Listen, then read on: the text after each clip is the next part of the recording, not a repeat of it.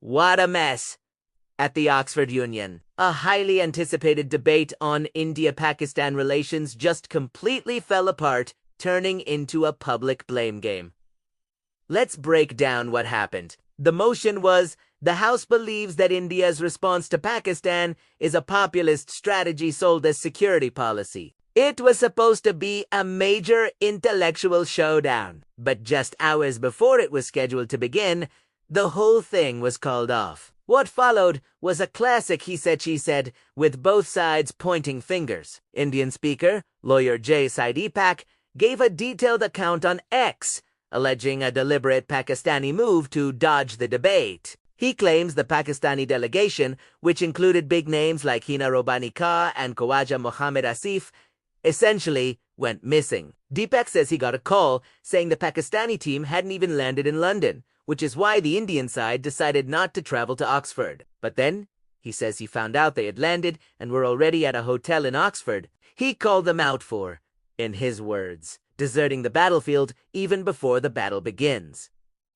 Deepak also pointed out that the Oxford Union's president and treasurer are both of Pakistani origin, suggesting a potential conflict of interest. He criticized the union's leadership, saying they let the prestigious institution get dragged in muck and become a mouthpiece for the Pakistan High Commission. Now, for the other side of the story, the Pakistan High Commission in London released a totally different statement. They claimed the Indian delegation had withdrawn at the last minute, giving the Pakistani side a walkover. They spun it as India lacking the confidence to defend its policies in a neutral debate. Adding to the drama, Indian politician Priyanka Chaturvedi also chimed in, tweeting, "Pakistan is crying again over an Oxford Union debate. This is for the record." Once again, they have proved to be liars.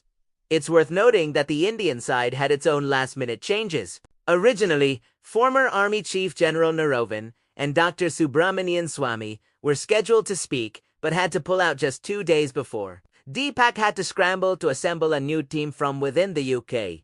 So, who do you believe? Was it an organizational failure by the Oxford Union? A strategic no-show by the Pakistani side to avoid a tough debate? Or did the Indian team pull out, as Pakistan claims? One thing is for sure, what was meant to be a serious discussion descended into a chaotic farce, leaving everyone with more questions than answers.